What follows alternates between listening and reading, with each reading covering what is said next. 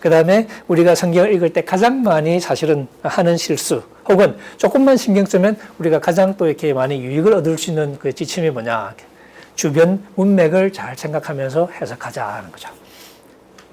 이건 뻔한 얘기예요. 사실 다른 글 읽을 때는요, 누가 뭐라고 하지 않아도 여러분 어차피 다 하는 거예요. 왜냐하면 어차피 우리가 상황 속에 있잖아요. 그죠? 상황 속에 있으니까 당연히 상황 속에서 말을 이해하죠. 글도 마찬가지예요. 다른 글을 읽을 때도 똑같아요. 근데 성경책만 펴면 우리가 주눅이 들어가지고 얼어요. 그래서 앞뒤 맥락도 잘 생각도 뭐 생각하지도 못하고, 그리고 막 너무 기계적으로 읽기 시작하는 거니까. 마치 낱말 하나하나가 살아서 펄떠드는 것처럼, 문장이 따로따로 막 노는 것처럼. 근데 인간의 언어는 그렇게 작동하지 않거든요. 인간의 언어는 낱말과 낱말이 연결돼서 문장이 돼야, 그리고 그 문장과 문장이 연결이 돼서 생각이 만들어져야 소통이 되는 거거든요. 그 전까지는 우리가 결론을 얘기할 수가 없어요. 어떻게 되냐. 쭉 흘러가면서 전체적인 분위기 속에서 의미가 만들어지는 거거든요. 언어라는 게 원래 단어도 마찬가지죠. 인간의 언어는 문맥에 따라서 다양한 의미를 가질 수밖에 없습니다. 왜냐하면 얼마 안 되는 수의 단어 가지고 우리가 경험하는 수많은 상황, 그리고 우리가 만나는 수많은 사물을 나타내야 되잖아요. 근데 우리가 경험하는 건 무수하거든요. 근데 우리가 무수한 단어를 다 따로 만들 수 없잖아요. 그거 어떻게 하냐. 우리가 머리가 나빠가지고 외울 수 있는 단어가 얼마 안 돼요. 그죠? 그 단어 가지고 다 해먹어야 돼. 영어 배울 때 그런 얘기 가끔 들으시죠? 미국 사람들 일상적으로 쓰는 단어가 뭐 한 1000단어 내외? 그걸로 거의 모든 걸 다 해먹고 사는 거예요. 왜 그렇게 되냐? 그러니까 이제 우리 같은 외국인은 어려워요. 왜? 같은 단어가 뜻이 말할 수도 없이 많아요. 사전 찾아보면 get, 얻다. 그걸 끝나면 얼마나 좋습니까? 근데 그게 아니죠. 근데 우리가 맥락 속에서 이게 다른 말과 붙어서 어떤 의미를 만들어내는지는 구체적인 경험 속에서 우리가 이해할 수밖에 없죠. 우리 한국말도 마찬가지입니다. 제가 이제 예를 들어서 내가 쏜다 이런 표현이 있죠. 제가 이렇게 귀국했을 당시 2003년도부터 이게 막 쓰이기 시작한 표현이었어요. 그때는 몇몇 아줌마들만 쓰고 막 그랬는데 지금 이제 다 쓰잖아요. 저는 처음에 그 말을 못 알아들었어요. 쏜다니까. 그때 제가 아는 유일한 쏜다는 말이 이거밖에 없었거든요. 근데 뭐 식당 앞에서 뭐 쏜다 그러니까 이게 지금 테러하러 들어가는 것도 아닌 것 같고. 나중에 보니까 내가 살게 그런 뜻이더라고요.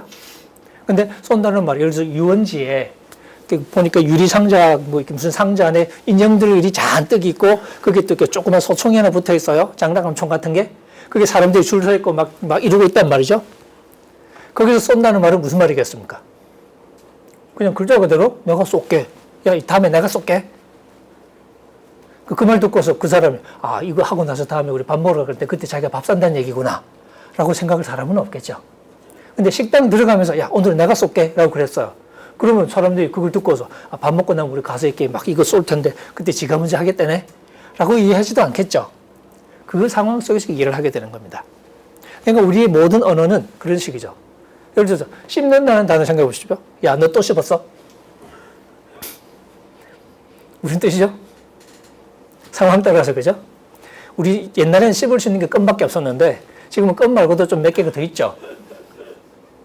요즘은 다른 사람도 씹을 수 있고, 그 다음에 또 이게 핸드폰이 나오고 나서부터는 문자도 씹을 수 있고, 예, 씹을 수 있는 게 좀 있습니다. 이게 맥락에 따라서 씹는다는 말이 달라지죠. 함께 잔다. 이런 표현도, 그죠? 어떤 상황에서 말하에 따라서 이게 진짜로 쿨쿨 자는 걸 말할 수도 있고, 아니면 잠 안 자고 딴짓하는 걸 말할 수도 있고. 그렇잖아요. 별이 떨어진다. 이게 군대에서 하는 얘기인지, 아니면 밤에 이렇게 뭐 야경을 보면서 하는 얘기인지. 결국은 맥락이 중요하죠. 제가 학교에서 예를 드는 것은 키보드가 고장났다라고 제가 얘기하면 학생들은 에? 하고 눈 쳐다봐요. 키보드가 이게 무슨 키보드? 교회에서 찬양 연습하다가 키보드 고장나면 그거 뭐겠어요? 이거겠죠. 근데 컴퓨터로 막 작업하다가 키보드가 고장나면 뭐겠어요? 자판이겠죠. 이것처럼. 근데 그 표현은 맥락을 모르면 해석이 안 됩니다. 우리가 성경 읽을 때 그런 면에서 맥락을 이해하지 못하면 해석이 안 되는 거예요. 성경 말씀도 똑같잖아요. 그죠? 그래서 우리가 앞뒤 문맥을 정확하게 이해해야만 된다. 그래서 우리가 성경 말씀을 비롯해서 모든 언어를 이해하기 위해서 가장 기본적으로 해야 되는 게 뭐냐? 그림 한번 그려볼까요? 모든 언어에는 다양한 의미의 가능성이 있습니다. 여기부터 여기까지. 근데 여기 지금 여러 가지 의미의 가능성이 있죠? 그러니까 이것만 가지고는 몰라요. 어떤 의미인지. 근데 이 말을 사용할 때는 항상 그때마다 상황이 있죠. 상황이 가로질러 가면 여기에서 딱 만나는 접점이 있습니다. 식당에서 내가 쏠게. 그러면 내가 쏠게라는 많은 의미 중에 식당이 딱 가로질러 가면 내가 밥을 살게. 그죠? 물이 좋다는 표현이 있는데 이게 정수기 가게에서 한 소리인지 아니면 20몇 살짜리가 나이트클럽에서 한 소리인지 이거 달라지겠죠? 근데 상황이 정해지면 예를 들어 나이트클럽 그러면 거기서 물이 좋다는 얘기는 그 물이 또 이렇게 그냥 이 물이 아니잖아요. 이것처럼 그러니까 상황이 정해져야 비로소 의미가 결정이 된다는 거죠. 그래서 맥락이 중요하다 하는 얘기를 우리가 할 수 있습니다. 성경에서 예를 한번 들어볼까요? 이제 사도행전 27장에 보시면 희한하게 이제 왜 이렇게 길게 나오는지 잘 모르겠어요. 바울이 로마로 이제 잡혀가다가 배가 파선하는 얘기가 나와요.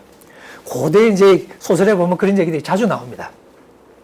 그리고 바다에서 이제 여행하다가 빠져 죽을 뻔한 얘기, 아주 인기 있는 그 얘기거리 중에 하나죠. 여러분 유명한 그 소설 중에 그 로빈슨 크루소 같은 것도 이제 대표적인데. 근데 사도행전 27장이 이제 그 배 타고 가다가 빠져 죽을 뻔한 얘기잖아요, 그죠? 근데 거기 보시면 이제 31절에 사도 바울이 이제 그런 얘기합니다. 선원들이 분위기 보니까 아무래도 안 되겠거든. 그래서 이 사람들이 그룹배를 띄워가지고 자기들끼리 도망가려고 이렇게 장난을 치죠. 바울이 그걸 딱 본 거야. 그래서 군인들에게 저 사람 잡아라. 선원들 도망가지 못하게 하라는 거죠. 그리고 저 사람들이 배에 있지 않으면 여러분들이 구원을 못 받을 거다. 그렇게 얘기해요. 그때 구원은 무슨 얘기일까요? 선원들이 배에 남아있어 여러분들 죽어도 천국 갈 수 있다. 그런 얘기는 아니겠죠. 거기 말하는 구원은 뭐겠습니까? 네, 선원들이 배에 있어야 여러분들이 안 빠져 죽고 목숨을 부지할 수 있을 거다는 얘기죠. 그 맥락에서는 이 구원, 똑같은 단어예요. 그때는 물에 빠져 죽는 걸 이렇게 모면하는 거죠. 그래서 또 조금 더 넘어가서 바로 이제 34절에 보면 바울이 또 그렇게 얘기합니다. 사람들이 이제 오랫동안 이렇게 지치니까 나중엔 절망한 거죠. 살 희망이 다 없어져. 살 희망이 없어지니까 먹을 생각도 안 하는 거니까. 이제 끝났다. 그때 사도 바울이 먹어라. 그래야 여러분이 구원을 얻을 수 있다. 그렇게 얘기해요. 그럼 거기서는 또 무슨 얘기일까요? 먹고 죽은 귀신이 떡갈조도 타고 먹어라. 그래 나중에 여러분 그런 얘기는 아니겠죠. 거기서 구원은 우리가 흔히 하는 말도 먹어라. 먹어야 살지. 그러니까 목숨을 부지한다는 뜻이죠. 똑같은 구원이라는 단어가 거기서는 그렇게 쓰여요. 근데 그걸 읽으면서 우리가 무슨 신학적으로 어떤 구원을 생각하면 큰일 나겠죠. 나중에 또 생각해 보겠습니다만 또 다른 자료 빌립보서 1장에서 빌립보서는 이제 바울이 감옥에서 쓴 편지잖아요. 그죠? 감옥에서 편지를 쓰면서 교인들에게 그렇게 얘기합니다. 여러분들의 기도와 예수 그리스도의 성령의 도우심으로 내가 구원에 이르게 될 줄 안다. 그렇게 표현을 써요. 거기서 구원은 뭘까요? 아까 사도행전에서는 물에 안 빠져 죽고 목숨 부지하고 그런 거였는데 감옥에 앉은 아저씨가 내 구원을 얘기하면 그건 뭘까요? 감옥에서 뭐겠어요? 예, 감옥에서 구원받는 건 뭡니까? 추록이죠. 석방되는 거죠. 그 보면 여러분들이 기도와 말되죠? 성도들이 지금 무슨 기도하고 있겠습니까? 우리 사도 바울 지금 감옥에 갇혔는데 하루빨리 석방되게 해 주옵시고 그러고 기도하고 있겠죠? 성도들이 이제 모여 앉아가지고 감옥에서 나오거나 말거나 우리 사도 바울 제발 천국 가게 해 주십시오. 이렇게 기도는 안 할 거 아니에요. 그죠? 그러니까 성도들이 기도해. 그 다음에 그게 또 이렇게 성령께서 도와주셔서 내가 석방될 거라고 거기서 조심스럽게 바울이 기대를 하기 시작해요. 그런 얘기겠죠? 나중에 이 부분은 다시 살펴보도록 하겠습니다. 요한복음 3장에 보면 일곱 교회 편지하면서 예수님이 이제 한 곳에 그렇게 얘기하죠. 봐라, 내가 밖에서 이제 문을 두드린다. 누구든지 열면 내가 들어가서 같이 먹고. 뭐 그렇게 얘기하시죠? 제가 이렇게 어릴 때부터 이 말씀을 가장 많이 들은 맥락은 전도하는 맥락이었어요. 근데 사실 그 얘기는 전도하는 맥락이 아니고 예수님이 교회에게 하시는 얘기죠. 예수 믿는다고 큰 소리 치는 교회에게 예수님, 내가 밖에서 문 두드린다. 열어라.